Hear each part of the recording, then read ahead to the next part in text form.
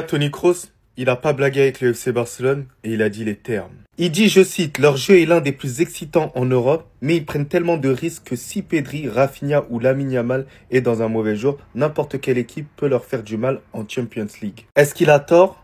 Voilà les gars, c'est ce que je pense depuis un certain temps. C'est une réalité, il y en a beaucoup qui surcotent le FC Barcelone, mais on connaît leurs points forts et leurs points faibles. La problématique, c'est qu'il n'y a pas de manœuvre pour pouvoir pallier à tout ça. C'est une réalité. Après, ils parlent de l'Inter de Milan, c'est pour ça qu'ils se sont fait éliminer. Et le fait qu'à la 75e minute, ils soient déjà fatigués et qu'ils n'adaptent pas leur jeu pour pouvoir restreindre les espaces. Et c'est ça qui leur a porté préjudice en Ligue des Champions. C'est une réalité. Tu ne peux pas jouer pareil en championnat qu'en Ligue des Champions. Vous voyez, Tony Kroos, c'est pas anodin qu'il ait remporté énormément de Ligue des Champions, énormément de trophées. C'est parce qu'il savait gérer les efforts même de ses partenaires. C'était un maestro. Tu le voyais pas énormément crier sur le terrain, mais il savait dire les mots importants au bon moment. Stabiliser son équipe à certains moments. Aller attaquer, aller fermer le jeu, rendre moche le jeu un tout petit peu pour garder le score. Parce que si tu retiens certaines choses du Real Madrid de Tony Kroos, c'est qu'il y a des moments où on n'a pas été fameux, mais on a su fermer le jeu lorsqu'il fallait le fermer. Pour moi, Tony Kroos, il a entièrement raison. Les Barcelonais qui vont gémir, qui vont crier, qui vont pleurer à l'injustice. Non, c'est réalité ce qu'il dit. Vous le savez très bien, Tony Kroos, c'est l'un des gars les plus objectifs que j'ai jamais vu dans l'ère football. Tony Kroos qui donne son avis sur le système de jeu du FC Barcelone. Le Real Madrid qui est l'équipe en Europe qui a le meilleur pourcentage de blocage de tir adverse. Ou encore Endrick qui reste calme et confiant malgré sa situation actuelle au Real Madrid. Les Madridistas, laissez-moi vous présenter quelques actus du côté du Real Madrid. Pour commencer les Madrilènes, on a notre bon vieux Tony Kroos qui nous donne son avis tranché sur le système de jeu du FC Barcelone. Et il nous dit, Barcelone possède l'un des styles les plus attractifs d'Europe, mais ils prennent trop de risques. Sur un mauvais jour de Pedri, Lamine ou Rafinha, n'importe quelle équipe peut les battre et les sortir de la Ligue des Champions. C'est arrivé contre l'Inter et ça leur arrivera encore cette saison. Il n'a pas mâché ses mots. Il a rappelé que ça leur était arrivé déjà l'année dernière contre l'Inter et il pense encore que ça va encore leur arriver cette saison. En même temps, ça se voit. Et moi, je l'ai dit, le flickball, ça a une date de péremption. Son système de jeu, généralement, ça ne marche qu'une saison et demie ou 2 saisons grand max. Et après, les gens commencent à capter comment ça fonctionne. Et cette saison, faut qu'il fasse attention aux blessures. Parce que ça, bref. Ensuite, on a le Real Madrid qui est l'équipe en Europe qui bloque le 4e plus grand pourcentage de tirs adverses. Les Madrilènes ont bloqué 32 des 80 tirs subis, soit 39,5%. Eder Militao est le meilleur dans cet exercice avec 8 tirs bloqués suivis de Tchouaméni 6 et Ceballos 4. Non, en vrai, ces chiffres-là, c'est bien, c'est intéressant. Mais il ne faut pas se fier qu'à ça. Mais sinon, en vérité, c'est vrai que depuis le début de la saison, on voit que défensivement, c'est amélioré, en tout cas comparé à la saison dernière. Surtout si on retire le 5-2 qu'on s'est mangé contre l'Atlético Madrid. Mais comme je dis, ça reste des chiffres, faut faire attention, faut les prendre avec des pincettes. Et pour finir, Endrick est calme par rapport à son manque de temps de jeu. Il s'améliore à chaque entraînement pour être prêt lorsqu'il aura sa chance. Il est confiant et se battra pour sa place. C'est bien mon petit. Mais bon, à un moment donné, je ne sais pas comment ça va se passer pour lui. Après, je pense quand même qu'il va avoir son temps de jeu. Parce que n'oubliez pas, je vous ai dit, il y a la Coupe du Roi qui arrive. Et généralement, toutes les équipes profitent de cette compétition-là pour faire tourner un peu l'effectif. Et en vrai, Alonso, ce sera peut-être le moment idéal de commencer à le mettre un tout petit peu. Déjà, je pense qu'il va avoir du temps de jeu avant la Coupe du Roi. Mais le problème, c'est qu'il y a aussi un Gonzalo Garcia qui était passé un tout petit peu devant lui dans la hiérarchie. Donc c'est compliqué, les gars. Parce qu'il y en a qui disent, ouais, il fait pitié, Endrick. Ah, mais c'est comme ça. Il avait eu l'occasion d'aller en prêt, il ne voulait pas, ou je sais pas ce qui s'est passé. Il va devoir patienter un peu. Mais voilà, bref. Dites-moi ce que vous en pensez dans les commentaires. Et surtout, pour ne rien louper, vous savez ce qu'il vous reste à faire. Tony Kroos dézingue le jeu du Barça. Et est-ce qu'on peut lui donner tort? Vous allez me le dire, l'équipe. Donc là, il dit, leur jeu est un des plus excitants en Europe, mais ils prennent tellement de risques que si Pedri, Rafinha ou Lamine Yamal est dans un mauvais jour, n'importe quelle équipe peut leur faire du mal en Champions League. On revient d'abord sur ça. Moi, je suis totalement d'accord. Même si on enlève la Champions League, on a vu avec Séville. Vous prenez trop de risques. Votre ligne défensive haute, là, à partir du moment où une équipe a capté le bail, c'est fini. Et en plus, vous avez perdu Inigo Martinez. Vous l'oubliez. Il y a Araujo. Il est bête comme je sais pas quoi. Koubarsi, ça fait plusieurs matchs, il fait plusieurs erreurs. Allez, il y a peut-être que Christensen, qui est fiable. Martin, il est pas bon. Et heureusement que Baldé revient pour vous. Et c'est comme ça qu'ils ont pris la porte contre l'Inter Milan.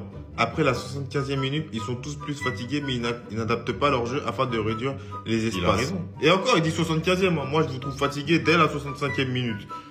Contre le Paris Saint-Germain, on l'a vu. À la 65e minute, je vous trouvais éreinté. Pour moi, vous étiez KO. Et c'est vrai aussi. Vous adaptez pas votre jeu. Vous gardez votre ligne haute. C'est bien beau, vos principes de jeu, etc. Mais à un moment donné, il faut savoir gérer un match. Si tu n'adaptes pas ton jeu, alors que tu fatigues, tu t'exposes à encaisser plus de buts. C'est réel.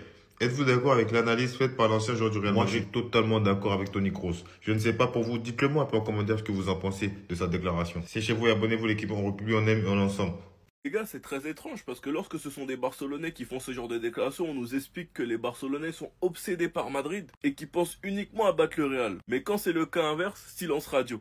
En bref, les déclarations de Rodrigo, nous devrons battre le Barça, quoi qu'il arrive. La saison dernière contre le Barça a été horrible pour nous. Cela ne peut pas se reproduire, nous sommes chez nous au Bernabéu, nous devons montrer qui nous sommes. Désolé, mais c'est plus c'est vous. Le Bernabéu, ça nous appartient maintenant. Faut l'enregistrer, faut l'accepter, c'est la vie. Quand tu arrives à Madrid, la première chose dont tu rêves, c'est de marquer contre Barcelone et de gagner la Ligue des Champions. C'est ce que j'ai toujours eu en tête. Et à chaque Classico, j'imagine marquer un but contre eux. En soi, les gars, les déclarations, elles ont rien de choquant, c'est normal. Mais si on doit écouter le raisonnement et la logique de certains Madrilènes, on devrait dire « Ah mais Rodrigo, il pense trop au Barça, on est trop dans sa tête. » En bref, Marca explique que Lamine devrait être disponible pour le Classico. Et une autre source confirme, Lamine Yamal récupère très bien et espère revenir le plus rapidement possible. Il pourra être disponible contre Gérone et avoir quelques minutes. Il sera présent pour le Classico. On sait tous que le plan c'est qu'il joue quelques minutes contre Gérone, qu'ensuite il soit titulaire contre Olympiakos, et du coup ça voudrait dire qu'il sera titulaire contre le Real. Si tout se passe bien. Beaucoup de Madrilènes sont confiés à cause du résultat contre Séville ou bien même contre le PSG. Mais attention, vous jugez un Barça qui avait beaucoup d'absents. Enfin bref, sinon vous les gars, vous en pensez quoi? Ramenez-vous sur cette impatience, on s'ennuie. Les gars, les Madrilènes, ils ont tellement souffert contre le Barça la saison passée que là, ils pensent déjà à battre le Barça. Il n'y a que ça dans leur tête. Le match, il est à la fin du mois. Là, il y a les sélections. Au lieu de parler du Brésil, ils trouvent qu'une chose, c'est parler du Barça. Il faut gagner le Barça au Classico cette saison. Il faut montrer qui on est, bien planifié, bien planifié pour les battre quoi qu'il arrive. On est chez nous. Mon gars, Rodrigo, déjà essaie de te battre pour avoir une place de titulaire. Déjà, à la base, c'est à ça que tu dois penser, à toi-même, au lieu de penser au Barça. Parce qu'à l'heure, là, Arda Güler, il joue plus que toi. Mastantuono, il joue plus que toi. Donc en fait, il s'agirait de se concentrer sur toi et de te battre pour avoir une place de titulaire. Après, peut-être tu pourras penser à battre le Barça. En plus, il fait une fixette, hein. Il a dit quand tu arrives à Madrid, la première chose dont tu rêves, c'est de marquer contre Barcelone. Et de gagner la Ligue des Champions. Bon, ça, voilà. Ça, c'est la vérité, et il l'a fait. C'est ce que j'ai toujours en tête, et à chaque Classico, j'imagine ça, marquer un but contré, marquer un but contré. Malheureusement, Rodrigo, hein, quand je vois le niveau du Real cette année, bon, c'est vrai que le Barça, il y a des problèmes défensifs, mais je pense sincèrement que même avec les problèmes défensifs, le Barça est au-dessus du Real Madrid. Donc peut-être tu vas marquer, hein, mais vous n'allez pas gagner. Rodrigo s'est fait interviewer cette nuit, mais je crois qu'on est sur l'interview la plus mensongère de l'histoire du football. Mensonge numéro 1. Kylian Mbappé, on s'entend très bien sur le terrain. Ah ouais? Je sais pas c'est à quel moment vous entendez bien, hein, parce que toi t'es remplaçant, lui il joue. Donc ça doit sûrement être à l'entraînement, c'est ça? Alors comment t'expliques que la semaine dernière, quand ça a voulu le mettre dans l'équipe des Dossards, là où t'étais, il a commencé à râler, à baisser la tête, à bouder. À la limite, c'est ton ami du tort. Sur le carré vert, à part commenter tous ses posts, il se passerait entre vous. Hein. Mensonge numéro 2. Quand Xabi est arrivé, il m'a appelé pour dire, je sais que tu préfères jouer à gauche, mais j'ai besoin de toi à d'autres postes. Je lui ai dit, d'accord coach, je suis là pour aider l'équipe. Tiens, qu'est-ce que je retrouve? Il y a un mois de ça.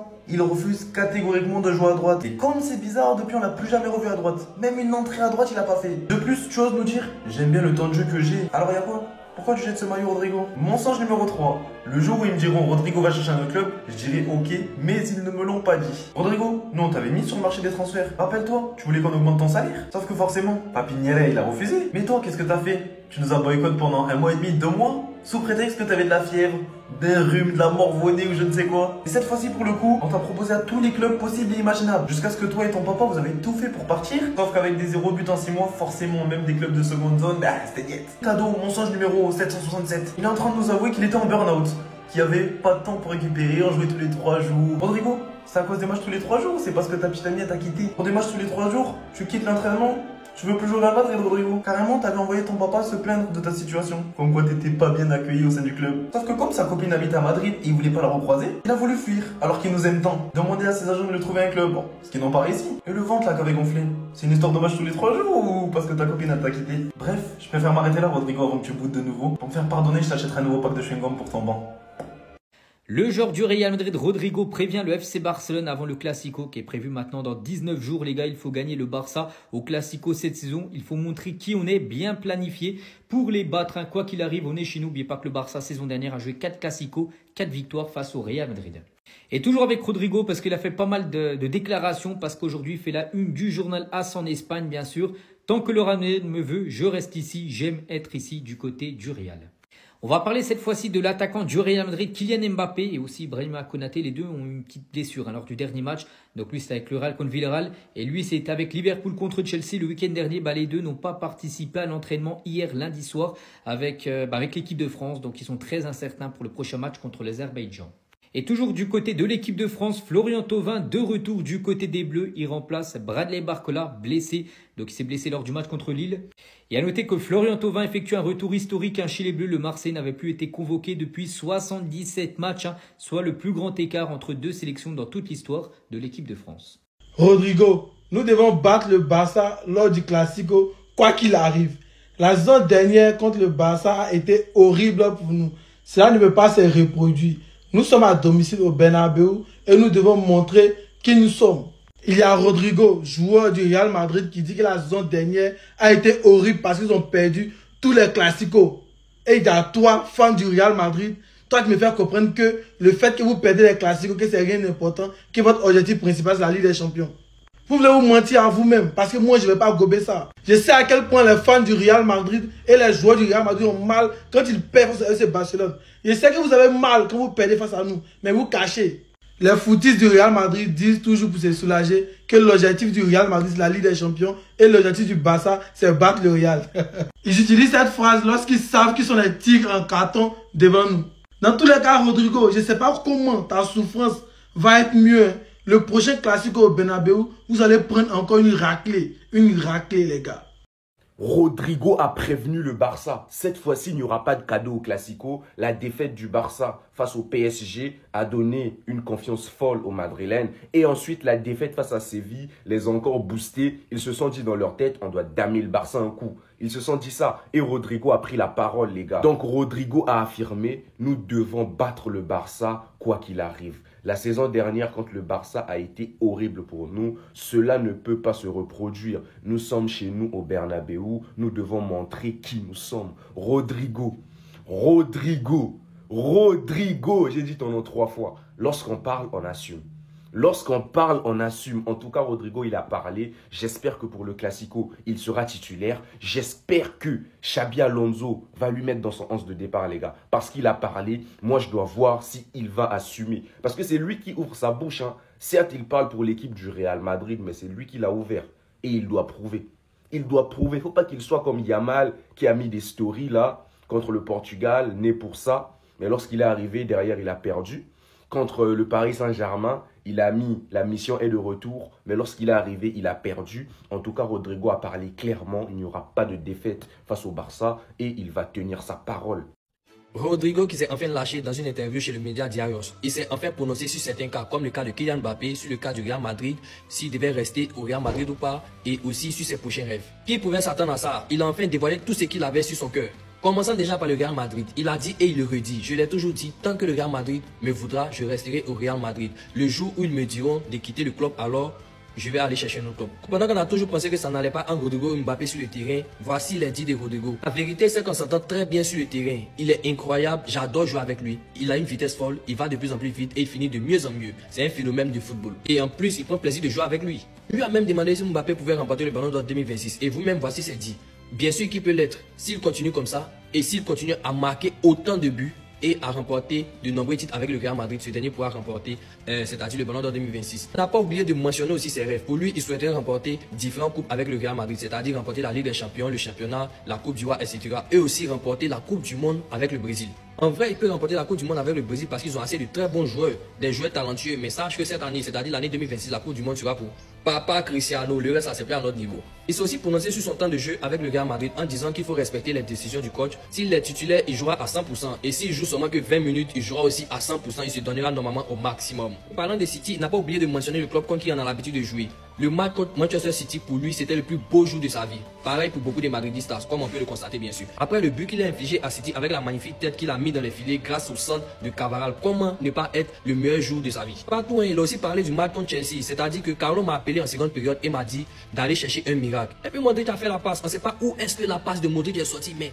dès qu'elle est tombée dans les pieds de Rodrigo, automatiquement voici le but, c'est-à-dire que le miracle a surgi de nulle part. Pour terminer, il n'a pas oublié de mentionner le Barça. L'an dernier, c'était horrible pour nous contre le Barça. Barça. Et cette fois, on joue à domicile au Bernabéu. On doit montrer qui est le Real de Madrid. C'est-à-dire qu'on doit battre le Barça lors du Classico, peu importe comment. Alors les gars, qu'est-ce que vous en pensez réellement des propos de Rodrigo face au Barça? On espère que c'est pas pour faire comme Rafinha contre l'Argentine, hein, c'est-à-dire le Brésil contre l'Argentine, où il a dit qu'on devait battre l'Argentine, c'est-à-dire les fouetter.